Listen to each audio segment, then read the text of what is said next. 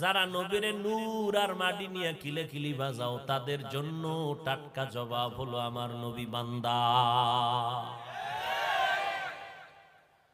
আমার নবী বান্দা, আমার নবী আব্দ, আমার নবী আবেদ।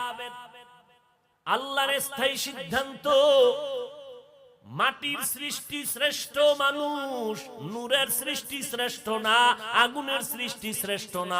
সিদ্ধান্ত আমার আল্লাহর, অস্থায়ী নয় বড় স্থায়ী সিদ্ধান্ত। মানে নাই কে? কে মানে না?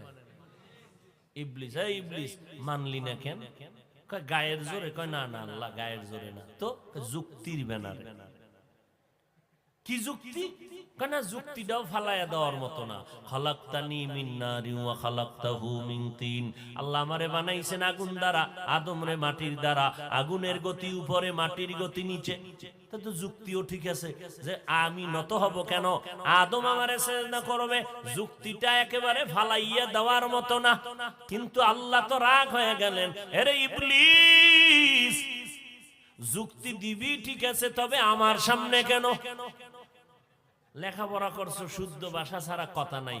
খুব চমৎকার শুদ্ধ ভাষায় বক্তা সাহেব বয়ান করেন, এটা একটা ইন্টারন্যাশনাল ম্যানের পরিচয়।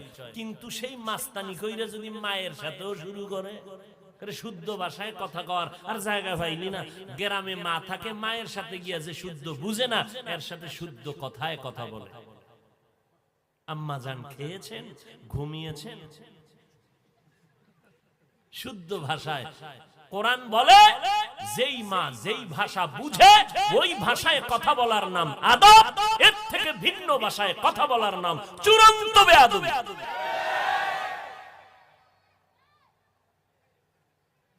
ভাইরা আমার,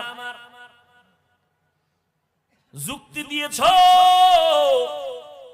আল্লাহ কয় যুক্তি ফালায়া দেওয়ার মতো না, তবে আমার সামনে কেন? আমি তোর মালিক, তুই আমার গোলাম। গোলামের কাজ হলো মালিকের কথা বুঝে আসুক না আসুক মেনে নিবে, মেনে নিবে, এর নাম গোলামি। যুক্তি দিলি কেন? তোরে আমি এত ভালো জানলাম, আমি আল্লাহ তোরে ইবাদতে খুশি হইয়া তোরে আমি টাইটেল দিলাম, তুই আরেফ, তুই আবেদ, তুই খাজেন, তুই বুজুর্গ, তুই মুত্তাকি। তোর মতো দামি কেউ নাই, তোরে ফেরেশতার ওস্তাদ বানাইলাম। সামান্য যুক্তিটা দিলি কেন?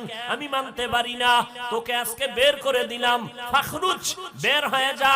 একদিন আর 2 দিন না, 100-200 বছর না, আজীবনের জন্য জাহান্নামী করে দিলাম। কেন? গায়ের জোরে আদমের মানে নাই, বিষয়টা এমন না। মাটির সৃষ্টি শ্রেষ্ঠ, এটা আমি মাওলা পাকের সিদ্ধান্ত। আমার